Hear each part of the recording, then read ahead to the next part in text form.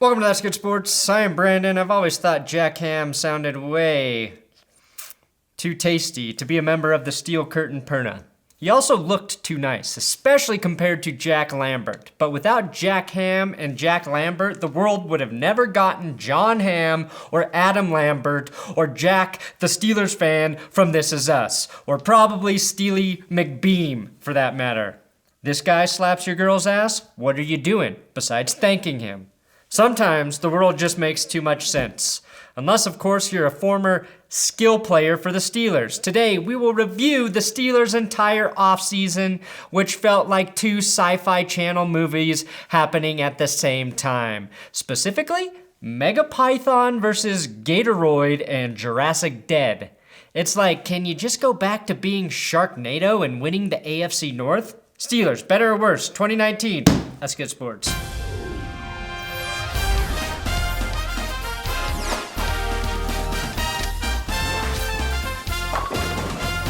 For more weird comparisons and football videos, subscribe to this YouTube channel. I do have big dick Patreon shoutouts for Annie Rudd H, Phoenix X Maximus, and Andrew Amos. Thank you guys for your donations. You can support this channel on Patreon, patreon.com/thatsgoodsports.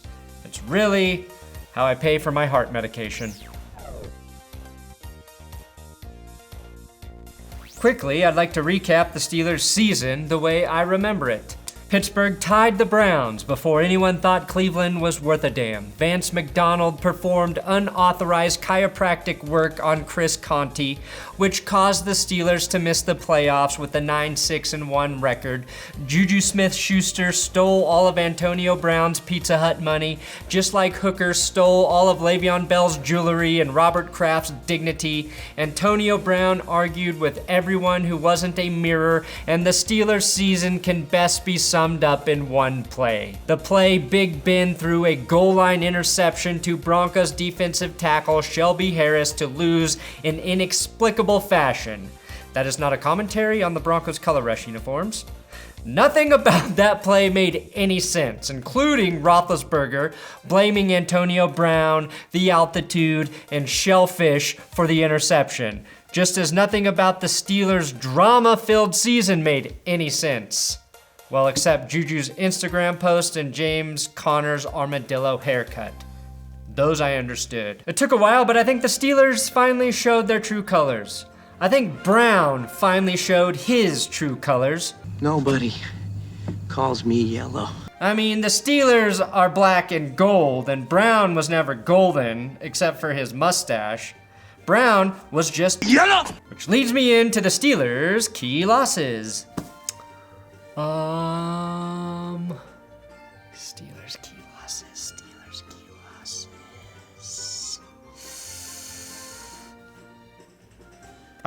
For the life of me, I can't think of any. I mean, Le'Veon Bell was technically a departure this offseason, but it's hard to consider him a loss when they played all year without him.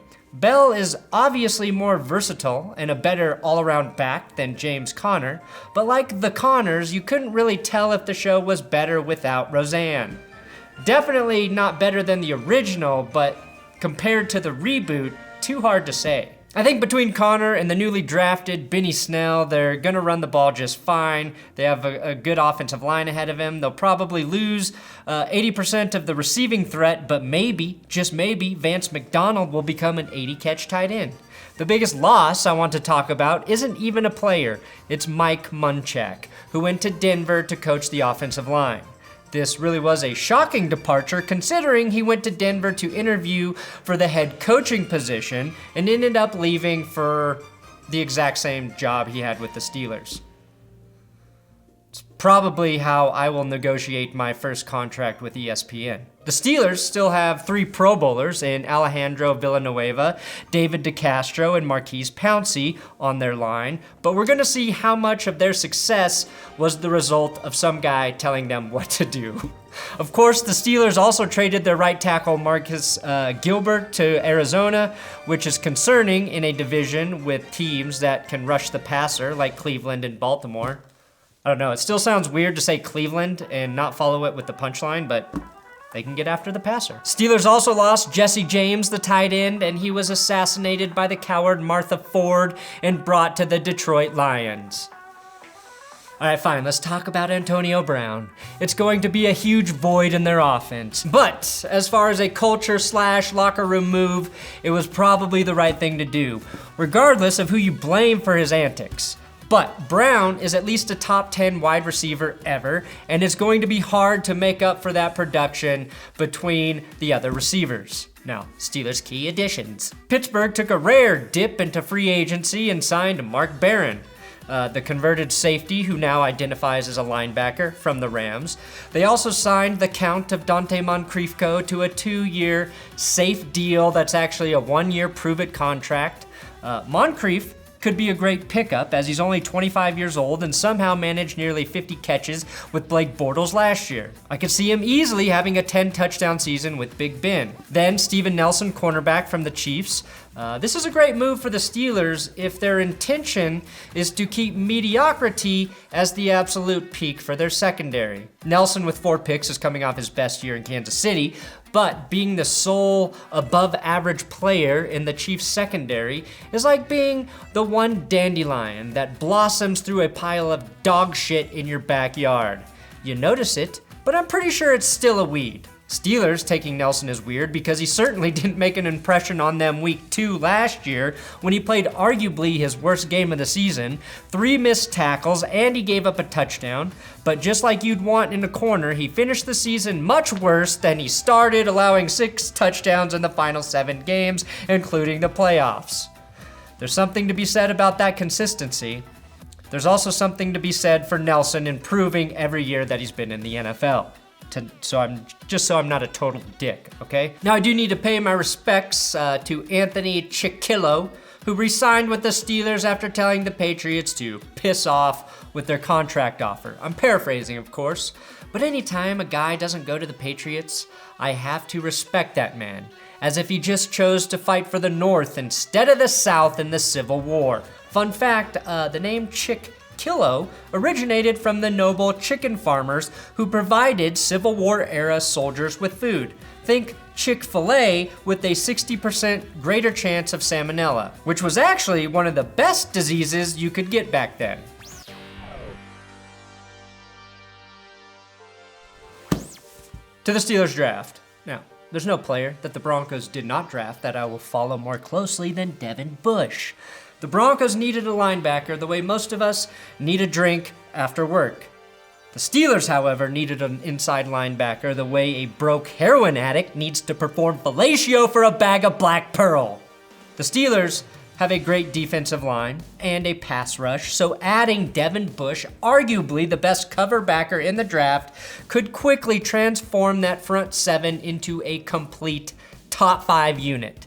If Bush can convince Vince Williams to change his number from 98 to a proper linebacker number, maybe Williams will stop playing like a defensive lineman out of position all the time. All I know for sure is that Bushes traditionally have a shaky first couple years, but if he can be half of what Ryan Shazier was in the middle, then mission accomplished.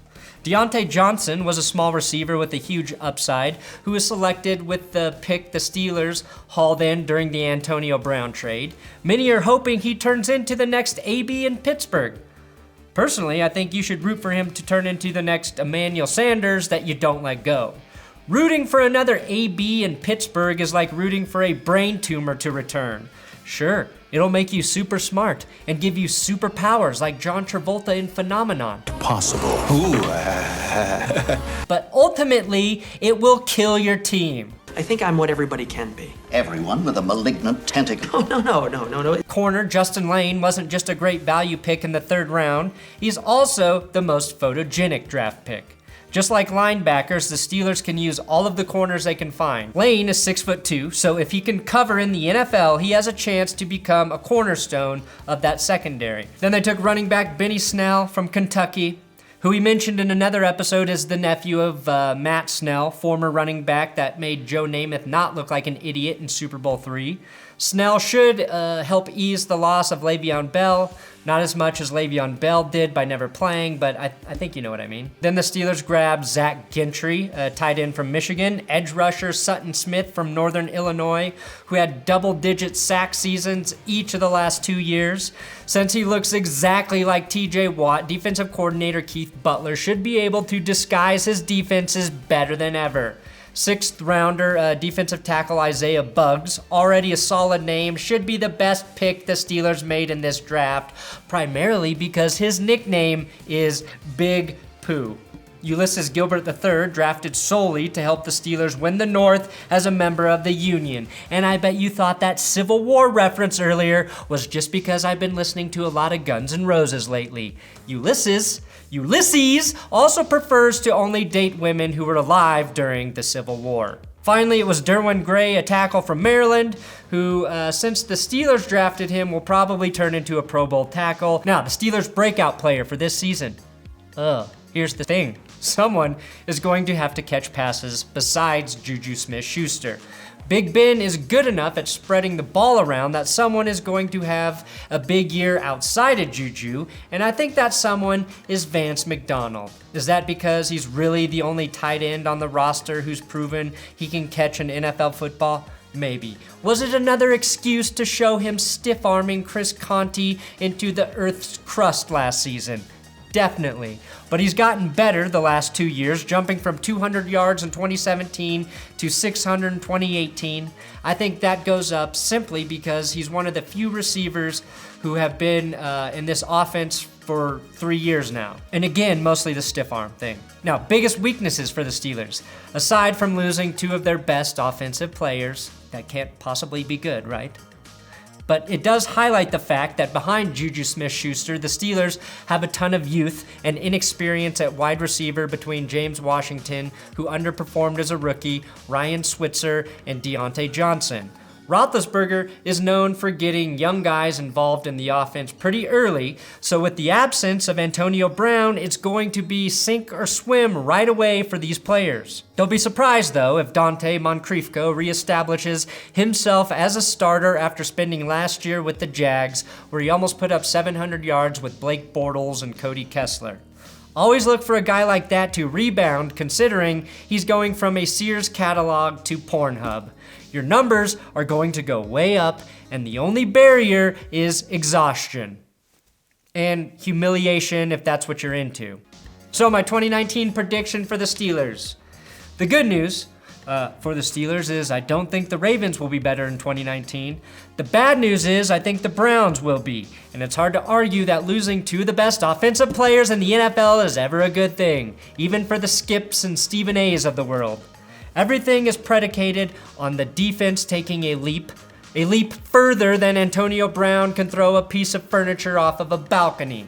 Pittsburgh was tied in first place last season with 52 sacks. A team that talented at getting to the quarterback has to find a way to get more than 8 picks. The Chiefs also had 52 sacks last year and also had a shitty secondary and managed 15 interceptions. Pittsburgh will play Lamar Jackson twice next season, and if he's actually expected to throw, I think the Steelers could get 8 picks alone off of him. There's a scenario where the Steelers are galvanized from Antonio Brown and Le'Veon Bell being gone, and there's a scenario where Big Ben's production drops and no other skill players are able to fill that void outside of JuJu Smith-Schuster. I think the latter is probably more likely, and I say that never knowing what it means when you say the latter. However, that doesn't mean Pittsburgh is going to have a disastrous season, because they almost never do. I think their floor is 7-9, maybe 6-10 if things really go to shit and there are a ton of injuries, but I'm just not convinced Big Ben gets better with another year of unhealthy aging and less talent surrounding him. Probably a wild card team. That's my prediction. Thanks for watching another episode of That's Good Sports. Please subscribe here on YouTube. If you don't know anything about YouTube, it's a constant popularity contest. And every time you subscribe, I get closer to winning that contest. Am I far away? Fuck yeah, I am. But Also, follow at Wilkie6 on Twitter. He helps me write all of these football videos.